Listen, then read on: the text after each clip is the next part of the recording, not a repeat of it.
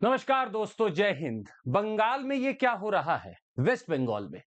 खैर, वेस्ट बंगाल तो अभी का है, हम आपको लेकर चलना चाहेंगे पहले बंगाल में। आज की स्थिति जो आप समझ रहे हैं वेस्ट बंगाल की, कि वक्फ के खिलाफ जो आंदोलन हो रहा है, प्रोटेस्ट हो रहा है और जो कि एक वॉलेंट रूप ले लिया है, इसका इतिहास में भी कहीं ना कहीं कुछ गड़ा हुआ है। बंगाल को देकर चलते हैं। बंगाल मतलब हमारे पूरे अखंड भारत का एक हिस्सा बना हुआ था। आप अगर मैप देख पा रहे हैं तो ये बांग्लादेश तो अभी की है, 1971 के बाद की स्थिति। पहले क्या है? ये सब बंगाल है सर आपका। अच्छा, बंगाल में सबसे बड़ी बात ये है कि यहां पे मेजॉरिटी मुस्लिम की है। और इसी बात को बिना रखते हुए 1947 में जब पार्टीशन हो रहा है, तो इसके ईस्टर्न भाग को अलग करके ईस्ट पाकिस्तान बना दिया जाता है। पार्टीशन जो होता है, दर्दनाक वो भी था। बांग्लादेश या बंगाली मुस्लिम की अगर हम बात करें आज, सिर्फ बांग्लादेश की ही नहीं, अगर पूरे वर्ल्ड में अगर हम बंगाली मुस्लिम्स की बात करें, तो आपको हम बता दें कि 70% of the global Bengali population is actually Bengali Muslim. मतलब जो लोग बंगला भाषी हैं, जो बंगला बोलते हैं, उनके 70%, 70% of the global Bengali population is Bengali Muslim. एक ये तथ्य हमारे सामने आया। दूसरा तथ्य आप और समझिए। अब आप 1947 में अगर खड़े हैं, तो 1947 में 25% मुस्लिम हैं वेस्ट बंगाल में, ईस्ट पाकिस्तान अलग हो चुका है। 1971 में बांग्लादेश क्रिएट हो रहा है और अब वेस्ट बंगाल में 30% मुस्लिम है।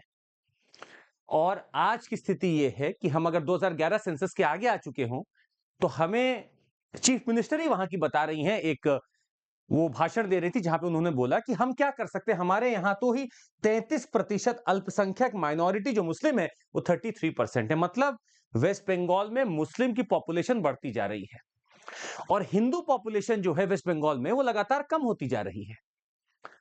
अब इसके पीछे बहुत सारे रीजंस हो सकते हैं। कई बार देखा जाता है कि बांग्लादेश से इन्फिल्ट्रेशन भी होता है। कई बार देखा जाता है कि पंजीकरण बाद में लोग कराते, रजिस्ट्रेशन हुआ नहीं रहता, तो एकाएक कुछ नंबर सामने आ जाते हैं। बहुत सारे तमाम रीजन हैं। पर वेस्ट बंगाल में मुस्लिम पॉपुलेशन बढ़ रही है। खैर, पॉइंट ये भी नहीं था हमारा। हम आज के आंदोलन की बात कर रहे थे और आज के आंदोलन में जो प्रोटेस्ट चल रहा है, वहां पर लॉ जो भी कुछ है, जो परेशान होते हैं वो कॉमन सिटीजन्स होते हैं, और अगर जान भी जाती तो उन्हीं लोगों की जाती जो बिल्कुल इनोसेंट है, जिनका कोई मतलब नहीं होता इन कामों पे। हाँ, प्रोटेस्ट चल रहा होता है। खैर, हम थोड़ा और इसके ऊपर आपको बताना चाहेंगे, पर उसके पहले हम आपको ये बता दें कि अगर आपको जुड़ना है हमारे साथ, डेडिकेटेड स्टडी करनी है, तो फ्लैट 60% ऑफ और 12 महीने तक का एक्सटेंशन आपको मिलेगा सीएमसी कोड पर। अगर आप हमारे साथ जुड़ सके तो बहुत बेहतर होगा। वेस्ट बंगाल का सर एक डिस्ट्रिक्ट है मुर्शिदाबाद। मुर्शिदाबाद के अगर बॉर्डर्स को आप चेक करें, तो पूरा ईस्टर्न बड़ा एक बॉर्डर बना हुआ है बांग्लादेश के साथ। जब बांग्लादेश में परेशानी चालू होती है और लोग वहां से भागने की कोशिश करते हैं, आज से कुछ महीने पहले की ये बात है, तो भी मुर्शिदाबाद ही वो जगह थी जहां पर सबसे ज्यादा तनाव होने की संभावना थी। यहां बीएसएफ अलर्ट पे थी। आज वक्फ का बिल सेंट्रल गवर्नमेंट द्वारा निकाला जा चुका है, एक्ट बन चुका है, तो भी मुर्शिदाबाद में ही सबसे बड़ी चुनौतियां देखने को मिल रही हैं। अब आखिर ऐसा क्यों हो रहा है यहाँ पे? तो स्वाभाविक सी बात है कि आप अच्छा खासा डिस्ट्रिक्ट का एरिया रखते हैं और आपके पास अच्छा खासा मुस्लिम का पॉपुलेशन बना हुआ है। अब लोग यहाँ पे या तो थोड़ा कम लॉ समझते हैं, या फिर मीडिया गैलरीज में सही से नहीं दिखाया जाता, या फिर अगर आप संवैधानिक तौर पे बात करें तो लोग शायद थोड़ा कम इन चीजों से अवेयर हैं। जिस सेशन के माध्यम से हम आपको बताना चाहते हैं सर कि हर चीज का इलाज है कंसेंसस बेस्ड अप्रोच करिए। हम आपको एक चीज बताना चाहेंगे, प्रोटेस्ट वॉयलेंस में जरूर बदल गया। आज वहां पर तैनात है बहुत सारी फोर्सेस, पत्थरबाजी चल रही है, लोग एक दूसरे को मारने पे उतारू हैं, सिर्फ किस लिए कि वक्फ लैंड के ऊपर एक्ट आ गया है। अच्छा, हम आपको यह बताना चाह रहे थे यहां पर कि सर मुद्दा सबसे बड़ा यहां यह है कि लैंड तो स्टेट सब्जेक्ट है। अगर आप स्टेट लिस्ट खोलेंगे, कॉन्करेंट लिस्ट, स्टेट लिस्ट और यूनियन लिस्ट, तीन होती है आपके पास। आप अगर स्टेट लिस्ट खोलकर बैठ जाएं तो लैंड का जिक्र उसमें कम से कम 22 बार पड़ेगा आपके पास। Land as a subject state list में है। इसका मतलब है कि स्टेट के पास ही पावर था लॉ बनाने का, कोई और नहीं बना सकता था। बावजूद इसके केंद्र सरकार ने लॉ बनाया है। वक्फ जिसकी आप बात करते हैं वो चल या अचल प्रॉपर्टी है। तो अचल प्रॉपर्टी मतलब लैंड है। लैंड के ऊपर जो भी चीजें होंगी उस पे स्टेट का ही हक होगा। तो सेंट्रल गवर्नमेंट ने लॉ कैसे बना दिया, इस बात पर अभी किसी का भी नजरिया नहीं है। कि आखिर वक्फ के ऊपर जो कि एक लैंड हो सकती है, उसके ऊपर सेंटर कैसे कुछ बना सकती है। खैर, अगर हम इस बात से थोड़ा और आगे बढ़े और थोड़ा पावर्स की बात करें, तो हम आपको यह भी बताना चाहेंगे कि हमारे पास एक कॉन्करेंट लिस्ट भी है, और उस कॉन्करेंट लिस्ट में एक्विजिशन एंड रिक्विजिशनिंग ऑफ प्रॉपर्टी, मतलब मैं किसी प्रॉपर्टी को एक्वायर करूं या मैं किसी प्रॉपर्टी पे अपना क्लेम करूं, मटेरियल पे अपना क्लेम करूं, वो रिक्विजिशन है, ये भी हमारे कॉन्करेंट लिस्ट ही में है। अब कॉन्करेंट लिस्ट में दोनों का अधिकार है, राज्य का भी है, सेंटर का भी, पर अगर सेंटर लॉ बना दे तो राज्य का कम हो जाएगा पावर, या सेंटर का लॉ प्रिवेल करेगा। और यहां पर जो सबसे बड़ा इस समय जो डिस्कशन होना चाहिए वो ये है कि वक्फ की जो प्रॉपर्टी है उसके ऊपर सरकार ने तो बना दिया, वक्फ एक्ट आ गया, हमारे पास वक्फ एडवाइजरी काउंसिल भी है, हमारे पास काउंसिल्स हैं, पर वो बस एडवाइजरी बॉडी, इंप्लीमेंटेशन तो स्टेट का ही अधिकार है। अगर स्टेट ना करे तो उसके ऊपर कोई बाध्यता नहीं है।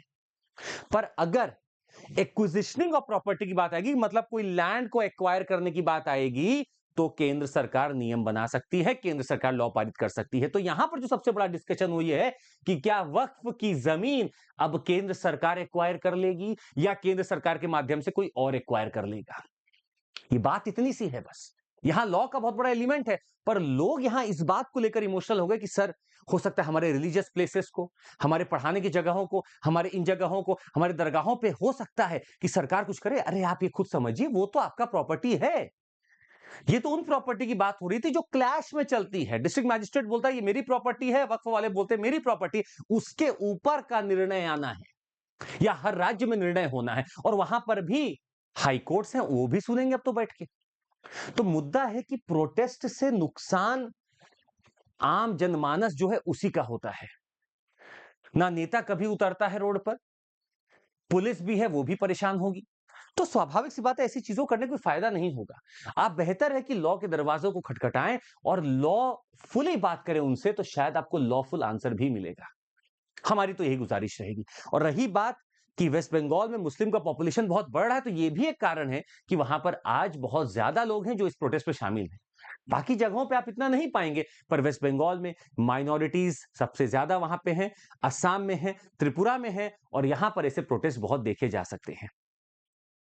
पॉइंट ये है, लॉफुली बात करके लॉफुली चीज को निपटारा किया जा सकता था, और अभी भी किया जा सकता है। प्रोटेस्ट की जरूरत नहीं है हमें, हमें ऐसे वायलेंट फुल प्रोटेस्ट की जरूरत नहीं है जो कि किसी के हित में नहीं होता, और शायद और इसको दबाया ही जाता है। आज के लिए बस इतना ही, पर हम आपको कुछ चीजें और बता दें। अगर आपका मन है हमारे साथ जुड़ने का, पढ़ने का, लगातार एक न्यूट्रल तरीके से 4 बैचेस हम आपको ऑफर कर रहे हैं, नींव, प्रारंभ, आरंभ और आगाज, किसी में भी जुड़ जाइए सर। सीएमसी कोड लगाइए, इंग्लिश, हिंदी, इंग्लिश, जिसमें जुड़ना जुड़िए। समस्याएं हैं आपके पास, समाधान हम देंगे आपको। और हम आपको बता दें, हमारे एजुकेटर्स दिन रात मेहनत करते रहते हैं आपको पढ़ाने के लिए, साथ ही में 100% स्कॉलरशिप भी आपको मिल सकता है सर, अगर आप जुड़े हमारे साथ। ये टेस्ट होने वाला अप्रैल 13 को, जरूर दे दीजिएगा। हमारे पास 3 चीजें बिल्कुल फ्री करते हैं हम आपके लिए। टॉपिक वाइज PYQ है, यूपीएससी की बिगिनर्स किट है, और है करंट अफेयर्स का कंपाइलेशन। एक Unacademy all India prelims mock test होगा, आप कल दे दीजिएगा 9:30 बजे। जो लोग 2025 में एग्जाम दे रहे हैं, 2999 में CSET पूरा है, और 9,999 रुपए में पूरा क्रैश कोर्स हमारा अभी भी आपके लिए अवेलेबल है। That would be all from my side. Thank you so much, take care, जय हिंद। जरूर लाइक, सब्सक्राइब और शेयर करिएगा।